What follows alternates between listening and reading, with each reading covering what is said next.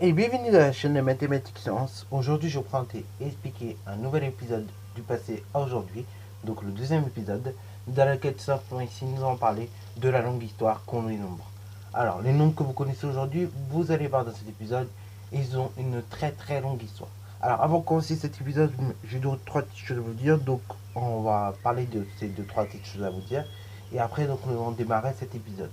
Alors, je vais pas dire toutes les annonces de la chaîne parce que j'en ai tellement que ça fera l'objet d'une vidéo qui sortira la semaine prochaine. Mais donc, première annonce tout de même que j'avais offert, c'est que justement, les prochaines vidéos, comme je viens de le dire, sortiront le mercredi. Elles sortiront le mercredi donc à 16h au lieu du lundi à 16h. Ok. Donc là, le 8 juin actuellement, la vidéo donc sortira à 16h comme prévu. Mais donc, le 15 juin, initialement était prévu une vidéo à 16h. Bon, au lieu qu'elle sorte le 15 juin, elle sortira le 17 juin à 16h. Ok. Et ce sera ça tous les mercredis, donc à 16h. Comme ça vous laisse à vous un peu plus de jours pour savoir quand je serai en première et donc quand la vidéo sortira. Et moi, ça me laisse un peu plus de jours éventuellement pour faire le montage. Donc voilà, j'aurai au moins jusqu'à dimanche soir pour faire le montage.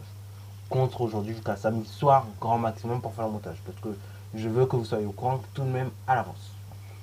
Donc au minimum, vous serez prévenu au moins 3 jours à l'avance d'une vidéo contre aujourd'hui moins de 24 heures. Alors bon, ça prend des choses. Deuxième des choses, aussi ça concerne ma chaîne. Ça concerne ma chaîne et plus précisément donc les commentaires. Les commentaires, vous savez, on peut commenter les vidéos. Il y en a certains qui les bloquent, il y en a d'autres qui les laissent ouverts comme moi. Et dans le cas où on laisse ouvert vos commentaires, c'est pas forcément pour recevoir ce genre de commentaires. Ok. Ce genre de commentaires, bon, je veux bien qu'on critique, hein, c'est pas dérangeant. Okay, je veux bien qu'on me dise que je suis un peu, comment dire, lourd parfois. Oui, je veux bien, je l'accepte. Hein, voilà, vous. Juste, en revanche, il faut que votre critique soit fondée. Ok. Il faut que vous me dites pourquoi. Ok. Voilà, je veux bien comprendre, effectivement. Voilà. Et puis ce genre de vidéo ne va pas plaire à tout le monde, j'en suis bien conscient. Et d'ailleurs, même quand j'ai lancé le concept de la chaîne, j'étais bien conscient que ça allait plaire à pas beaucoup de gens, ok. Et donc j'étais déjà bien conscient qu'avoir les 100 premiers abonnés, c'était une galère, et ainsi de suite, ainsi de suite. Mais bon, je suis bien content tout de même de là où on est arrivé, c'est-à-dire à peu près 404 abonnés aujourd'hui, initialement. Donc je suis bien content de ça et je m'en réjouis tous les jours. Juste, quand vous faites un commentaire, par contre, soyez constructif dans vos commentaires, ok. Donc, vous pouvez dire la vidéo était bien, tout ça, je vous bloquerai pas, voilà. Ça, c'est tout à fait correct, ok. Mais dans le cas où vous voulez faire une critique, soyez constructif, ok. Dites-moi si je dois améliorer telle ou telle chose, ou bien, si vous jugez qu'un truc n'est pas bien, éventuellement, dites-le pourquoi, en fait, tout simplement, ok. Et là, vous faites un commentaire, et plus précisément une critique constructive et fondée sur quelque chose, ok. Quand on dit quelque chose est fondé, ça veut dire qu'on parle de quelque chose, ok. On voit que quelque chose n'est pas bien, et donc on dit pourquoi cette chose, on dit pourquoi cette chose n'est pas bien, ok. Et donc éventuellement, on donne des solutions si on en a, ok. Et pareil, donc ceux qui ne sont pas ouverts à YouTube, ceux qui ne sont pas ouverts d'esprit en général, c'est pas parce que les gens, pour la majorité, donc, vous faites des vidéos de comédie, des vidéos qui font un peu rigoler, tout ça, que moi-même je dois m'y mettre. Non, au contraire, chacun est différent. Et donc là, pour le coup, rien que pour ça, je ne pourrais pas me mettre à faire tout ce que vous. Enfin, ce genre de vidéo, en tout cas, c'est pas du tout dans mon délire. C'est complètement du concept de la chaîne. Donc du coup, je ne ferai pas ce genre de vidéo. Donc il faut bien être conscient qu'on est tous différents. Et donc c'est cette différence qui fait la diversité que nous connaissons aujourd'hui. Ok. Donc il y en a qui aiment les maths, il y en a qui aiment le dessin, il y en a qui aiment l'humour. Chacun fait comme il veut et il doit être libre de faire comme il veut. Juste apprenez à respecter les passions des autres. Ok. Moi ce qui m'anime, et ce qui m'a animé à créer cette chaîne, c'était non seulement vous aider et faire partager la passion que j'ai pour les maths et pour les sciences. Mais si vous n'êtes pas content après ça, c'est pas grave, ok. Vous n'êtes pas content, vous voulez pas, ne regardez pas mes vidéos, vous n'êtes pas forcé à les regarder, ok. Je suis bien conscient du ratio de vue que j'ai, donc ne vous forcez pas. Donc, voilà, ça c'est pour ce genre d'annonce. Donc s'il vous plaît, soyez un peu plus ouverts dans vos commentaires, soyez un peu plus, constructif quand vous faites un truc. Et d'ailleurs, je dis soyez ouverts dans les commentaires, mais en général, hein, parce que là aujourd'hui, on voit des choses, et nous vivons des choses un peu particulières. avec la montée en puissance, enfin, on parle de montée en puissance, une médiatisation plutôt en puissance du racisme, ok. Et donc, on voit de plus en plus de vidéos de violence faites notamment contre les noirs, ok. Mais il faut bien comprendre une chose, c'est pas les noirs versus les blancs ou les autres continents, non. C'est vraiment le monde versus les racistes, ok. Le monde versus les racistes parce que, en fin de compte, dans le monde qui est à peu près classique, qui a une pensée plus ou moins ouverte, tu vois. Alors c'est différent selon les gens, hein, l'ouverture d'esprit, mais il y a quand même une pensée quand même qui est plus ou moins ouverte. Versus des gens qui sont totalement fermés d'esprit et qui sont racistes, ok. Des racistes, il y en a de toutes les catégories, ok. En revanche, donc, c'est vrai que aujourd'hui, voilà, faut se dire que c'est pas les blancs versus les noirs, non, c'est au contraire, c'est plutôt ouvert. Il faut plutôt se dire c'est un monde classique avec l'esprit ouvert versus un monde classique versus un autre monde avec l'esprit fermé. Ok, donc les racistes versus les gens normaux en fait, versus ce monde. Donc voilà, tout ça pour vous dire encore une fois, et je le redirai une troisième et dernière fois, soyez ouverts, lisez, apprenez, apprenez, parce que vous voyez, ça va éviter. Plus en fait vous allez continuer à apprendre, je ferai une vidéo sur le sujet d'apprendre parce que c'est un truc que ça me touche en ce moment, et il faut que je vous en parle, donc ça sera l'objet d'une vidéo.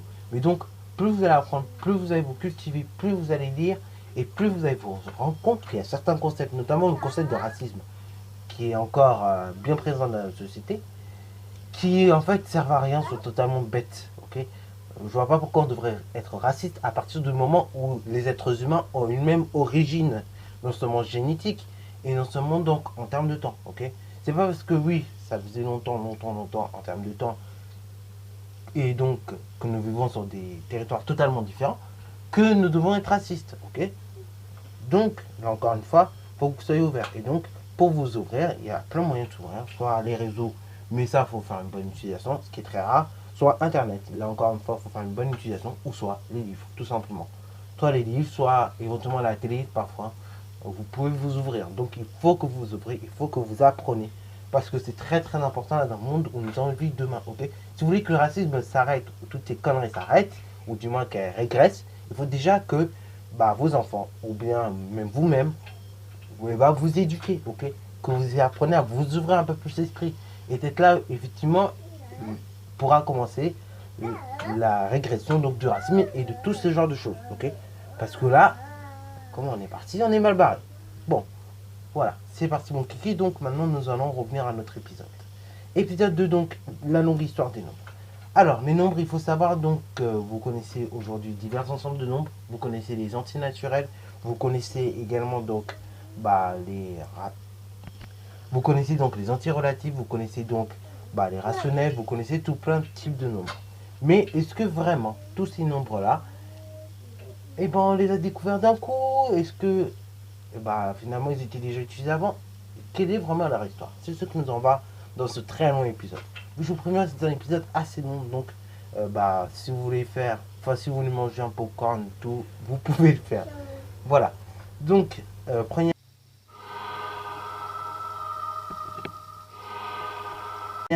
premièrement, nous allons parler des antinaturels. Alors, les antinaturels, ils étaient utilisés en fait depuis très très longtemps. Depuis l'Antiquité, on savait déjà manipuler les antinaturels. Ils servaient notamment donc, à faire des comptes, ok, à compter, faire des échanges du troc, ok.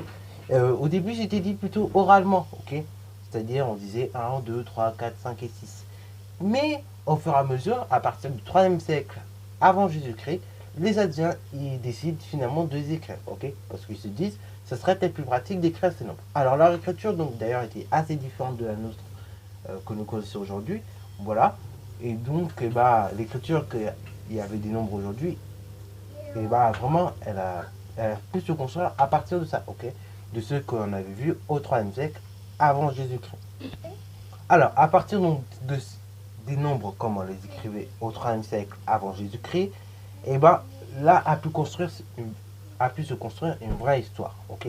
Alors là, et donc ça a été très très cool, c'est que l'histoire a fait, et les gens également ont fait, que les nombres ont pu évoluer, et donc ils ont pu tout simplement être écrits mieux, ok, de plusieurs manières, jusqu'à on puisse les écrire comme aujourd'hui, ok. Et donc leur écriture a beaucoup évolué, jusqu'au 9e siècle après Jésus-Christ, Donc, toujours au Moyen-Âge, ce coup-ci. Jusqu'au 9e siècle après Jésus-Christ, donc, où ces nombres-là, et plus précisément, on peut être définitif. Ok, leur allure était définitive, et donc, ceci a pu être partagé en Europe. Alors donc, comme je vous disais, à partir du 9e siècle après Jésus-Christ, donc, les nombres ont pu commencer à prendre une allure plus ou moins définitive. Et donc, ils ont pu être partagés par les Arabes vers l'Europe. Ok. Et vraiment, à partir du 13e, 14e siècle, il faut vous dire, c'était réglé. Ok. Et donc, entre le 9e et 14e siècle, en gros, là, la science qui a été établie par les Asiatiques a été partagée vers les Arabes, en Europe. C'est d'ailleurs pour cela que les nombres que l'on écrit aujourd'hui, 1, 2, 3, 4, 5, 6, 7, 8, etc., que vous connaissez aujourd'hui, on les qualifie de nombres arabes. En fait, ce n'est pas les Arabes tant qui ont inventé ces nombres, c'est les Asiatiques qui ont transféré ces nombres-là aux Arabes. Et ces Arabes, donc, ont pu transmettre ces nombres-là aux Européens. C'est comme si aujourd'hui, pour faire une petite analogie, c'est comme si aujourd'hui, par exemple, je sais pas, un pays comme les États-Unis découvre de nouveaux préfixes, de nouvelles unités. Ceci est partagé en France, voilà. Et après, les Français étudient un peu le sujet. Et après, donc, on partage ça en Chine, par exemple. Ok. Et là, on pourrait éventuellement qualifier une nouvelle unité, donc d'unité française. Ok. Ça peut très bien subsister. Et ça pourrait très bien se faire. Si c'est vraiment le cas. Donc, en fait, du fait qu'il y a eu la présence des Arabes, et que ces Arabes aient pu partager directement en Europe leur savoir, et donc les nombres, c'est pour ça qu'on qualifie le nombre aujourd'hui que nous utilisons de chiffres arabes. Mais il faut savoir donc qu'à l'origine, ce sont les Indiens qui ont inventé l'écriture des nombres tels que nous la connaissons. Et donc d'ailleurs de là, aussi on a eu des nombres qui ont été diffusés en Europe, ok. Et puis les premières techniques de calcul, addition, soustraction, multiplication et division sont apparues à cette époque-là, ok. D'ailleurs, la première diffusion des nombres en Europe s'est faite à partir de jetons. Bon, ça c'est tout pour l'histoire des nombres entiers, ok. Donc vous voyez les nombres entiers, mine de rien, que nous utilisons dans la vie tous les jours. Certes, ils avaient une utilité très bien, ok. Ils avaient une utilité qu'aujourd'hui on ne pourrait pas remettre en question. Et donc vous voyez que mine de rien, ces nombres-là ont mis du temps à se diffuser et à être utilisés par tous, ok. Alors après, la façon dont on compte, ça va dépendre, ok. Il y a des pays, il y a des peuples qui vont compter en base 60, des pays qui vont compter, des pays ou bien des peuples qui vont compter en base 10, des pays ou bien des peuples qui vont compter en base 12, bref, il y a plein de façons de compter, ok. Mais là donc c'est pas vraiment l'objet de cette vidéo, ok. Nous allons rester, on va dire, sur les ensembles de nombres, et on va essayer donc de voir à peu près leur histoire. Parce que si je me mets à vous présenter différentes manières de compter, bon, ça fait toujours partie du thème des nombres, mais je veux dire, ça risque d'être un peu long. Alors,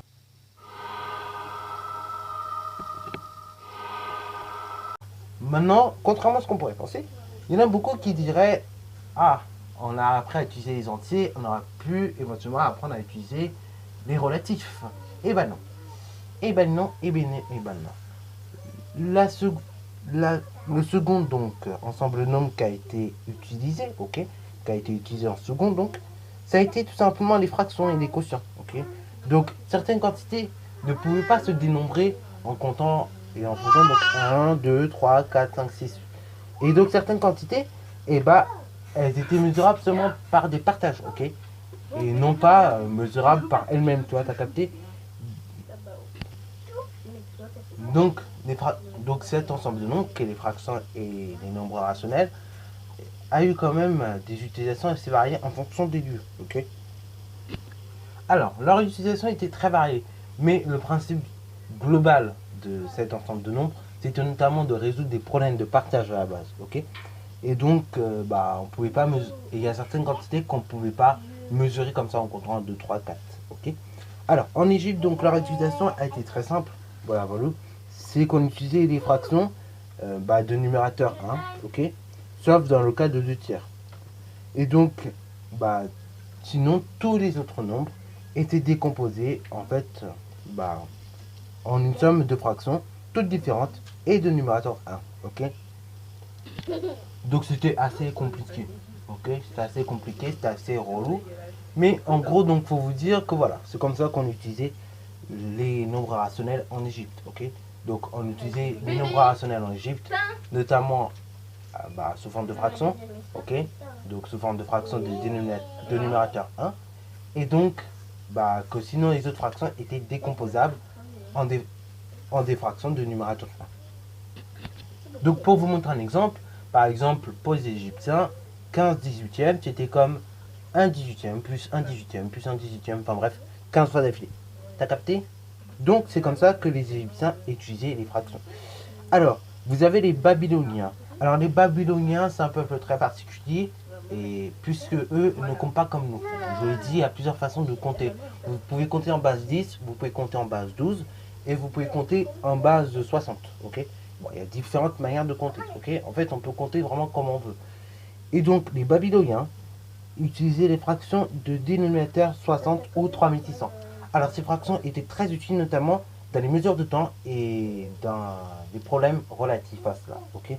Donc, aujourd'hui, ces fractions sont très très utiles, encore une fois, puisque parfois, on ne dira pas 45 minutes, mais vous entendrez dire souvent 3 quarts d'heure. Et parfois même pour résoudre certains problèmes de vitesse, très clairement, et des fois on est obligé de passer par des fractions de dénominateur 60, ok, voire de dénominateur 3600 secondes pour faire la décomposition, ok, et faire vos calculs de vitesse. Donc mine de rien, vous voyez les Babyloniens, les faits qui comptent en base 60, 3600, etc., et ça nous permet encore de résoudre certains problèmes concrets d'aujourd'hui, ok. Alors, les Indiens, c'est eux qu'on va dire fait le plus de choses avec les fractions quand même. Alors, les Indiens, donc, ils ont fait pas mal de choses. Ils ont notamment défini la notation d'une fraction avec en haut le numérateur et en bas le dénominateur, ok. Également, donc, ils ont imposé le trait de fraction pour séparer le numérateur du dénominateur, ok. Alors, c'est, comment dire, c'est pas vraiment les Indiens qui l'ont fait, hein, c'est plutôt les Arabes qui ont innové à le faire. Mais donc, globalement, l'idée de séparer le numérateur du dénominateur, c'était déjà une idée indienne. Et après, donc, les Arabes ont juste rajouté le trait. Et après, donc, cette notation, au final, deviendra officielle à cause d'un mathématicien donc, qui s'appelle Oresme. Et donc, c'est un mathématicien du Moyen-Âge, qui était chrétien d'ailleurs. Et justement, aujourd'hui, il va noter ses fractions. Enfin, hier, à son époque, il notait les fractions comme il la noterait aujourd'hui, ok. Voilà. Donc c'est à partir de lui, Oresme, que cette notation-là a été officialisée et qu'elle devient obligatoire. Et c'est d'ailleurs pourquoi vous apprenez qu'en haut c'est le numérateur, en bas le dénominateur, et on sépare les deux d'un trait de fraction, ok. Alors après, donc vous avez les Grecs. Les Grecs, donc eux, c'est très particulier. Les Grecs, tout simplement, les fractions, elles, ils les utilisaient dans le cadre de calcul. Et donc ils faisaient des additions, des soustractions, des multiplications et des divisions, ok. Donc ça les aidait à faire ce genre de choses et donc à résoudre des problèmes relatifs à ça. Et donc c'est eux qui ont donné les méthodes de calcul. Et d'ailleurs, Euclide, qui est un mathématicien très célèbre, je vous ferai sûrement un portrait dans une de mes prochaines vidéos. Donc Euclide, il résume bien ces méthodes-là dans les éléments, ok, et donc dans le livre 5 de ces éléments. Voilà, donc vous voyez, là c'est toute l'histoire des fractions. Alors là, encore une fois, les fractions, vous voyez, tout le monde n'a pas eu la même utilisation, ok. Et elles ont toutes évolué en fonction des différentes innovations qu'avait fait chaque peuple, ok. Donc les Grecs, par exemple, l'effet d'avoir inventé les règles de calcul, ça a permis une première innovation. Les Arabes et les Indiens, en séparant le numérateur et le dénominateur et le trait, ok. Les Babyloniens avec donc les fractions de temps, donc de base 60 ou 3600, et les Égyptiens avec les décompositions, ok. Tous ces inventions-là, toutes ces innovations-là ont permis de comprendre et d'arriver aux fractions que nous connaissons aujourd'hui, ok. Donc des fractions assez classiques comme 3/2 plus par exemple 2 tiers, que vous pourrez additionner très facilement. Il y a une certaine époque, vous ne pouvez pas les faire, ok. Par exemple, si on était au deuxième siècle après Jésus-Christ, c'était des calculs qui paraissaient déjà impossibles à faire, ok. Sauf pour les Grecs, puisque... Bon, sauf le grec qui, évidemment, à partir d'Euclide, avait déjà trouvé la méthode de calcul, et qui était récapitulée dans le livre 5 des éléments. Mais encore une fois, même il y avait que les mathématiciens qui savaient bien le faire, sinon la population même n'était pas forcément tous aptes à faire ce genre de calcul.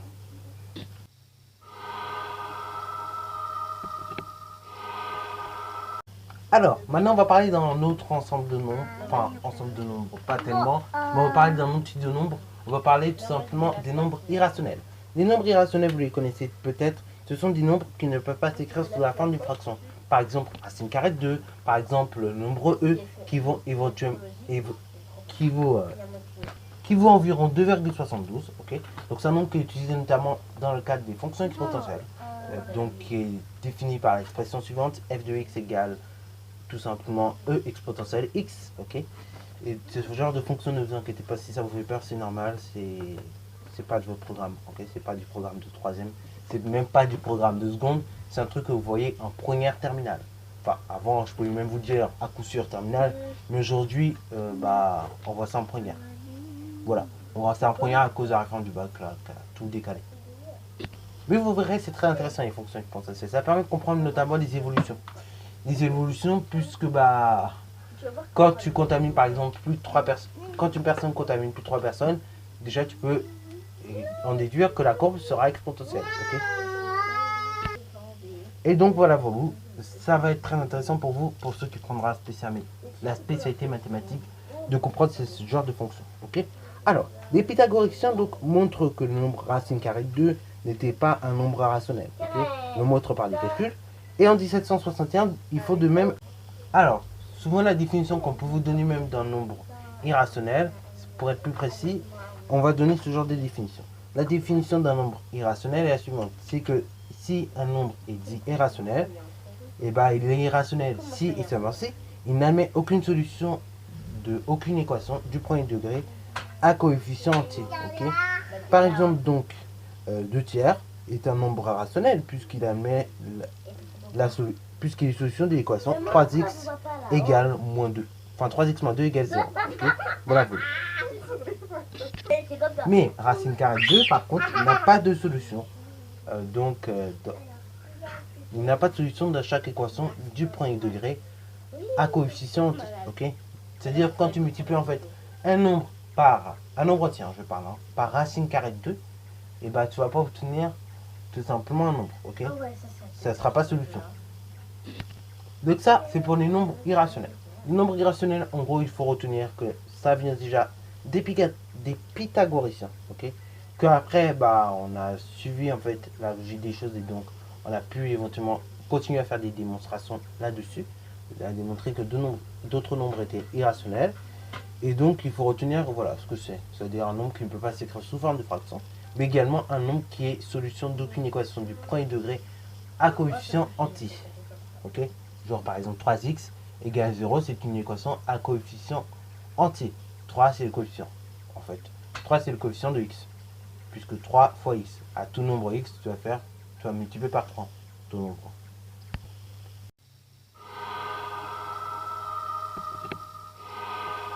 Alors, maintenant vous allez me dire, ah ouais, les nombres décimaux, tu as complètement oublié ça. Alors non, je n'ai pas oublié.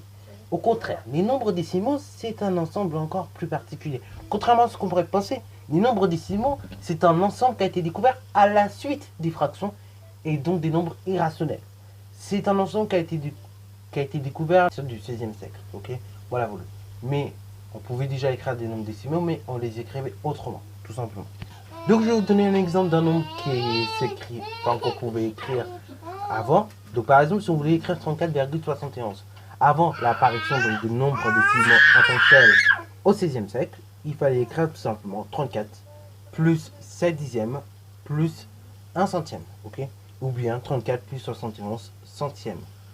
Oui, je sais, c'est très compliqué pour écrire 34,71, mais c'est comme ça donc on écrivait un nombre décimal. Donc c'est pour ça que je vous dis, c'est à peu près même à partir du 9e siècle déjà, on pouvait écrire des nombres décimaux, mais on les écrivait vraiment que sous cette forme-là, ok. Voilà, 9e siècle même avant. Et il y a une semaine de nombre décimal tel que nous la connaissons aujourd'hui, donc écrire 16,71 comme on l'écrit, ou bien 34,71, et ça apparu à partir du 16e siècle, ok. Et donc, il s'agit d'un mathématicien en fait arabe qui introduit donc les nombres décimaux en utilisant dixième, centième et toutes les classes des nombres décimaux que vous connaissez, afin de simplifier les calculs. Oui, parce que forcément, quand tu écris 34 plus 7 dixièmes plus 7 centièmes, c'est très très compliqué à calculer. Alors que si tu écris 34,71 directement, c'est plus simple à calculer. Ok. Et donc il explique d'ailleurs dans son ouvrage, ok, parce que lui, il y a eu un ouvrage qui a été fait à propos de ça. Et donc il explique dans un ouvrage que 5 dixièmes par exemple c'est 0,5, ou bien que 0,35 c'est 35 centièmes. Ok. Voilà, voilà. Et cela donc a été écrit dans une œuvre qui est apparue et qui a été retrouvée en 1960. Ok. Alors elle a été apparue plutôt au Xe siècle, après Jésus-Christ, mais donc est apparue en 1960. Bon, pour tout ce qui concerne l'usage courant des nombres décimaux, c'est un autre mathématicien. Ici, donc, le mathématicien Akashi. Akashi qui est connu notamment pour la trigonométrie, les sinus, tout ça, tout ça. Oui, parce que la trigonométrie, telle que nous la connaissons, j'en ai parlé dans l'épisode sur François Viette, avait beaucoup changé, ok.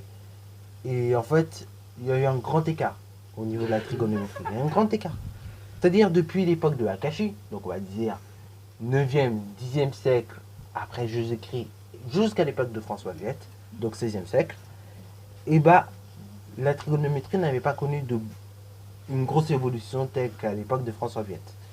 Et d'ailleurs, c'est pour ça que François Viette, on le considère comme l'un des plus grands mathématiciens de son siècle, puisqu'il a pu réformer un certain nombre de choses, et pu faire avancer un certain nombre de choses aussi. Donc il s'agit d'un mathématicien arabe, Akashi, qui utilise tout simplement les nombres décimaux et qui en conseille son utilisation. Ok. Alors, il aura fallu également eu besoin de Flamand Stévin, ok, donc qui en 1582 explique l'avantage d'utiliser ces nombres-là et qui dit vraiment que c'est indispensable en fait l'utilisation de ce genre de nombre. Ok. Et d'ailleurs, comme j'en avais parlé dans le précédent épisode sur François Viette, je ne sais pas si vous avez suivi cela, mais donc je vous avais dit que François Viette aussi lui-même, en 1579, avait recommandé donc à son académie l'utilisation des nombres décimaux, ok. Et donc pour lui, c'était quelque chose vraiment qui était très fondamental. Et en 1789, date bien connue, je pense, pour tous, même pour ceux qui sont éclatés en histoire comme moi. Non, mais bon, moi l'histoire ça fait 40, mais c'est vrai que cette date-là, je pense que vous la connaissez un petit peu. Donc 1789, Révolution française, ok. Et donc à l'arrivée en 1789 du système métrique, hein, donc avec les mètres, tout ça. Oui, parce qu'il fallait savoir que avant 1789, au niveau des unités, je ferai peut-être une vidéo là-dessus, mais au niveau des unités, c'était un sacré bazar, ok. C'est-à-dire donc les unités que nous utilisions avant, enfin que nous utilisons avant, oui, c'était basé sur des trucs que l'on voyait. C'était pas basé sur des trucs qui restait fixe, ok. Donc par exemple pour mesurer, je sais pas moi, un crayon, on pouvait servir d'un pouce. Pour mesurer une fenêtre, on pouvait servir d'un bras. Voilà, donc tu vois un peu le délire. Donc c'était pas du tout précis au niveau des mesures. On n'avait pas le mètre, on n'avait pas le kilo, on n'avait pas toutes ces unités là avant. Et donc en fonction des régions avant, les unités étaient complètement différentes, ok. Il y en a vu qui utilisaient le pied pour définir le mètre, le pouce. Enfin bref, c'était n'importe quoi avant la Révolution française. Et donc en 1789, il y a l'arrivée du système métrique et ça a pu tout chambouler et ça a permis une grosse avancée. Et d'ailleurs, les scientifiques ont pu, à partir de cette époque-là, se montrer un petit peu plus. Parce que oui, à l'époque de François Viette, par exemple, ça restait tout de même difficile de se montrer. Et avant, c'est quasiment impossible de se montrer sans que l'Église admette vos propos, quoi. Alors du coup, cette arrivée du nouveau système métrique, ça a permis quoi? Ça a permis la disparition déjà des anciennes unités là qu'on pousse la jambe pour définir le mètre. Ça c'est fini. Et désormais, on a des vraies unités qui se basent toujours sur la même organisation. C'est-à-dire tu as une unité principale, tu as des sous-multiples d'unités, donc qui s'écrivent toujours sur la forme 10 exposant n, enfin moins n de l'unité principale. Et tu as des multiples d'unités qui s'écrivent toujours sur la forme 10 exposant n de l'unité principale. Ok. Et donc là, ça a permis vraiment l'utilisation en masse des nombres décimaux et des puissances de 10. Ok. Voilà. Donc ça, c'était très pratique. Vers 1592 également, un Italien écrivait 34.78. Ok. Au lieu, et la virgule donc a été inventée à peu près 23 ans plus tard.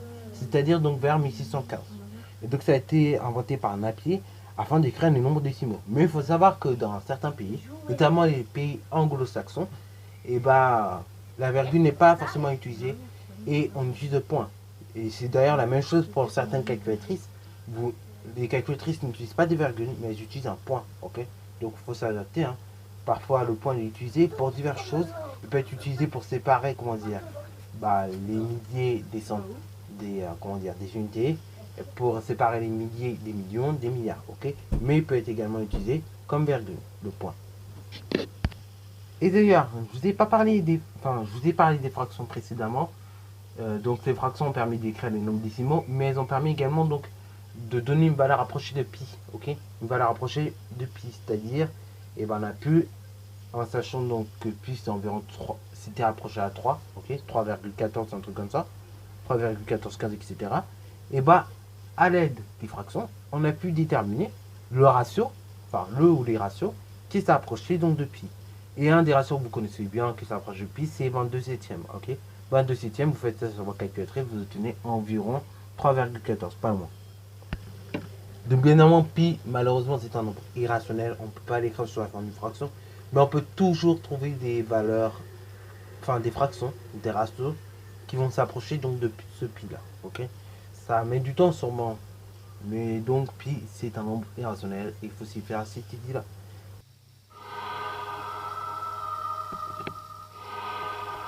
Ok. Alors, dernier ensemble de nombres que je vais vous parler en vidéo, les entiers relatifs. Alors, c'est un ensemble de nombres qui a mis beaucoup de temps à être accepté. Et donc, leur utilisation officielle s'est faite qu'à partir du premier millénaire, après Jésus-Christ. Ils étaient utilisés pour pas mal de domaines. Ok. Ils étaient utilisés notamment pour les températures, pour mesurer également donc des profondeurs, pour les découvertes, pour le temps et pour les boutons d'ascenseur. Ok, voilà, voilà. Et également donc pour les dettes, tout ça. Bon, je vous ai dit, ils ont mis du temps à être acceptés et dans le cas de la France, c'était même à partir du XVIIe siècle qu'ils furent utilisés carrément couramment. Ok, et donc du coup, leur utilisation a été faite à partir du XVIIe siècle et ce de manière courante. Et donc dans tous les domaines que je viens de vous citer. Donc ça peut être également pour des dettes, hein, par exemple moins 350 euros sans compte, pour des températures 5 degrés, moins 25 degrés, pour des profondeurs, donc moins 500 mètres sous la mer, sous le niveau de la mer, pour le temps, donc par exemple, pour dire moins 500 ans avant Jésus-Christ, pour tout simplement donc les boutons d'ascenseur, donc par exemple moins deuxième étage, ok, et comme je vous dis, pour les découvertes de banque, ok, par exemple moins 150 euros. Oui, quand vous avez moins 150 euros, faut pas croire, hein. C'est-à-dire vous avez 150 euros en moins de zéro, ok. C'est-à-dire donc quand vous avez moins 150 euros et que vous êtes en dette, il faut chercher à rembourser les 150 euros pour revenir donc à 0 euros. Et après, vous faites vos bêtises. Hein, faut pas croire, ok. Donc ceux qui ont des très lourdes dettes, j'espère que vous comprenez bien ça, ok. Que d'abord, il faut rembourser la dette, de sorte à atterrir à 0. Et une fois que vous êtes atterri à 0, et là, vous pouvez remplir vos comptes et donc en faire tout ce que vous voulez. En fait, vos comptes, du temps que vous le videz et que ça ne dépasse pas, et que c'est pas en dessous de 0, c'est bon. Vous êtes dans le bon niveau. En revanche, quand vous passez en dessous de 0, on dit que vous êtes endetté et que vous devez des dettes. Alors quand c'est 15 euros, ça va. Quand c'est 10 euros, ça va. Mais quand c'est des 100, des 1000, des 15 000, c'est très compliqué. Ok. En les pays, alors je ne vais pas commencer à me prononcer là-dessus parce que je sens que je vais dire des bêtises, mais leur dette est quand même de. Ça se mesure en millions d'euros. Ok. Voilà, voilà. Donc c'est énorme. Mais une personne vivant, une personne particulière, hein, une personne simple, une, sa dette aussi peut être tout à fait énorme. Ok. Ça dépend de ce qu'il fait. Et donc, voilà, pour ceux qui se croient, qui vivent comme des riches, arrêtez. Vous allez occasionner juste des découvertes incroyables. Donc, il faut arrêter de vivre comme. De faire croire que vous vivez comme un riche alors que vous n'êtes pas riche. Ok. Voilà, voilà. Donc, voilà, voilà, c'est tout. J'ai fait le tour des différents nombres. Ok. Je vais parler un petit peu de leur histoire. J'en peux parler pour vous expliquer certaines choses. Mais donc, voilà, voilà, j'ai fait un petit peu le tour de leur histoire. Ok. Donc, vous voyez, leur histoire est très longue, très, très passionnante. Donc j'espère que vous avez pris du plaisir à regarder cette vidéo. Personnellement, j'ai pris du plaisir à la faire. Encore une fois, je vous le dis, faut être honnête. J'espère Normalement, on se retrouve la semaine prochaine, mercredi, à 16h, ok, pour la prochaine vidéo. Mais donc,